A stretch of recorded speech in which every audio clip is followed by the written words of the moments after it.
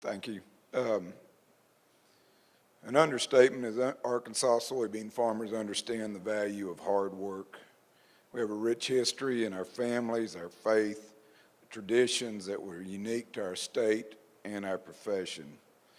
And as I look through this room, I see many of y'all that are from fourth and fifth generation farms.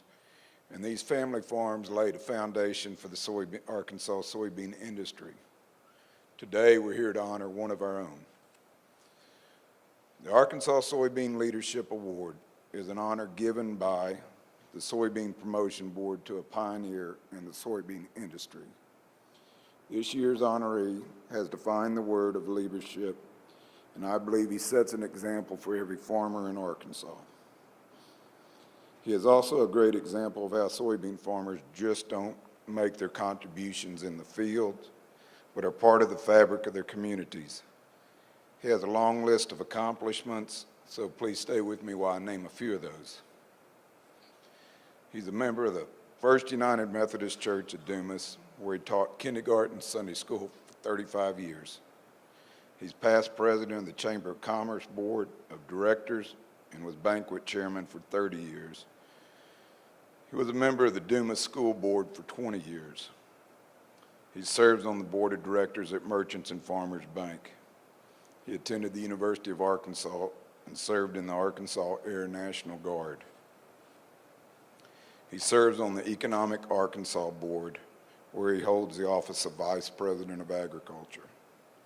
He currently serves on the board of the Arkansas Foundation for Agriculture. He's a past president of the Arkansas Soybean Association, where he had served for 27 years, and is also a member of the Tri-State Soybean Board. He's a past chairman of the Arkansas Soybean Promotion, where he served as a member for 16 years. When I began this talk with David about the award that he had been given, it wasn't this long list of accomplishments that I just read you that makes him the most proud. It's the mention of his wife, 3 children, and 8 grandchildren.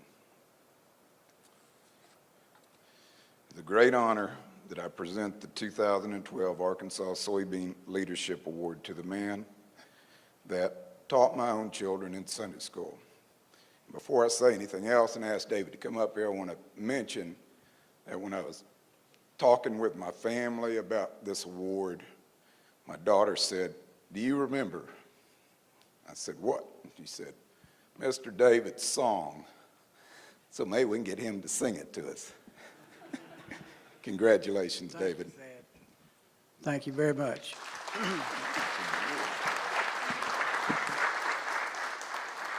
I forgot David's award.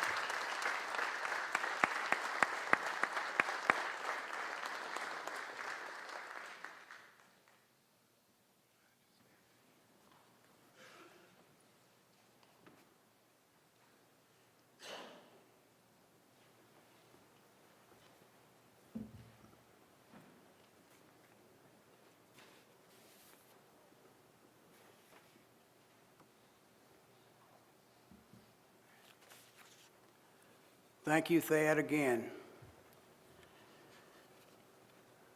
I would like to thank the members of the Soybean Promotion Board, past and present, for the honor of this award. When my brother Martin and I were boys, our daddy farmed out near Fush Dam Pike, east of Little Rock. It must have been about 1948 when Daddy planted some of his first soybeans. They were the Ogden variety that he got from his friend Robert Dortch, a seed dealer from Scott, Arkansas. It meant that we would need a piece of equipment that we didn't have before, a self-propelled combine. Now, Daddy had an old Gleaner paddle-type combine that he pulled with a tractor, but he wanted to get a self-propelled combine. I'll always remember how excited we were when we were to harvest those soybeans. Martin and I rode with Daddy to get the combine in North Little Rock.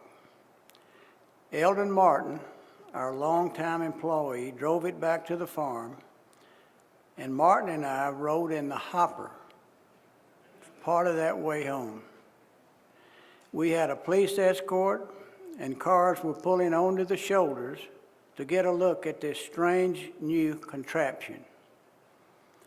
That was my first introduction to soybeans.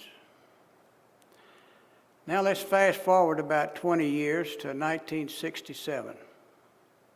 Martin and I had been doing so-so with our farm, now located in DeShay County. That year we planted a lot of our acreage in wheat. The crop looked great.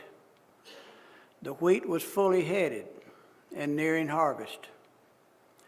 There were some major storms forecasted to come through the area, so we called our Farm Bureau agent, the late E.V. Ellison, to purchase some crop hail insurance on our wheat crop. The next afternoon, that storm did blow through and literally destroyed our entire wheat crop. You can imagine our relief at having bought that insurance. A couple of days later, E.V. drove out to the farm to survey the damage. He had a check in his hand. As he approached Martin and I and handed us the check, we were dismayed to realize it was the check we had written to him for the insurance. Come to find out, the policy had a 48-hour waiting period before it was activated. We were crushed. The wheat cut 12 bushels per acre.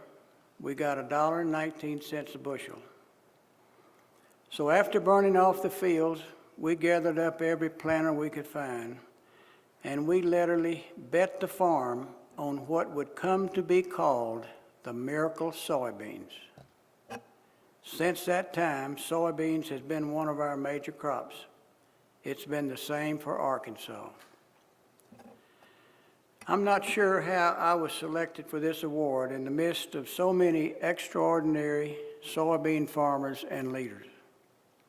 I will say some of the greatest opportunities I was given in my farming life was to serve on boards like the Arkansas Soybean Association and the Tri-State Soybean Forum. But the greatest opportunity was the appointment to serve for 16 years on the Arkansas Soybean Promotion Board.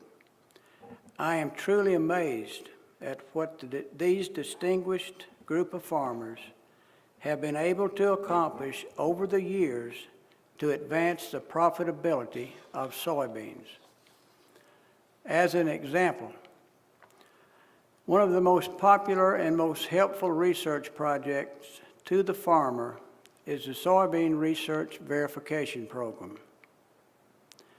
This program was first funded in 1983 with 4 fields in the state, and our farm was selected to have one of those fields. The Extension Service applies the research provided by the universities to grow that particular field of soybeans. They tell you everything to do. I don't remember our yield that year. I think it was maybe 40 or 41 bushels per acre. But it was much higher than our other farm fields across the farm. Since that first year, the Promotion Board has funded 524 fields in 41 counties across the state. This year, 2012, we had 19 fields. They averaged 58.5 bushels per acre. Yields continue to increase across our state because of the research projects funded by the Arkansas farmers themselves through the checkoff program. 60, 70, 80 bushels per acre are getting to be common. The race for the 100 bushel contest and winners of the yield contest will be announced at the Arkansas Soybean Association annual meeting in Brinkley, January the 29th.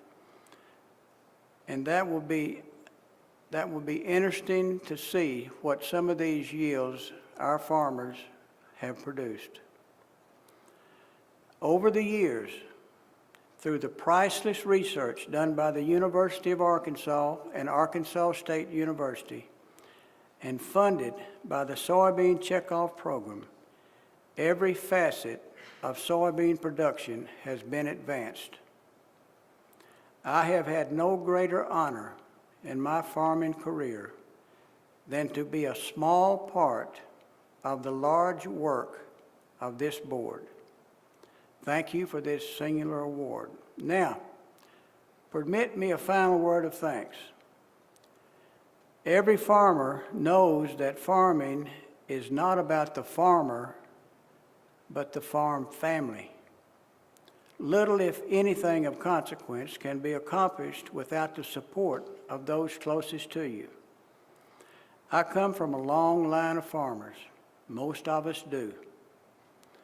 From my parents to my brother Martin, my partner for almost 50 years, and his family, Linda, his wife, and children, Julie Beth and Lee, to my chief partner, and I underline chief, my wife Susan, and then our three children, John David, Missy, and Erica. I want to express my deepest appreciation. And I'm very pleased that we've taken up a couple of pews down here with our family. And I would like for them to stand, and I'm going to call them out by name. Susan,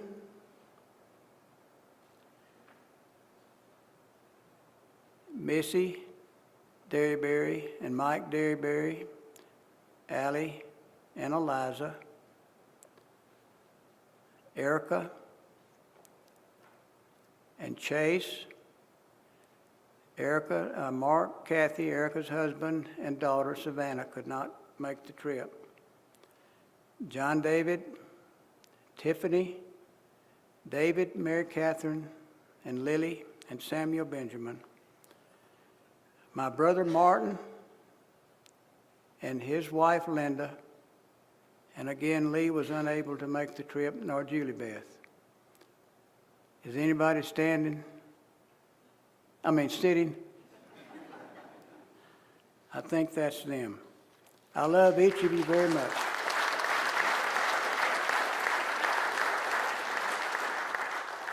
I'll end the way I began. Thank you very much for this award.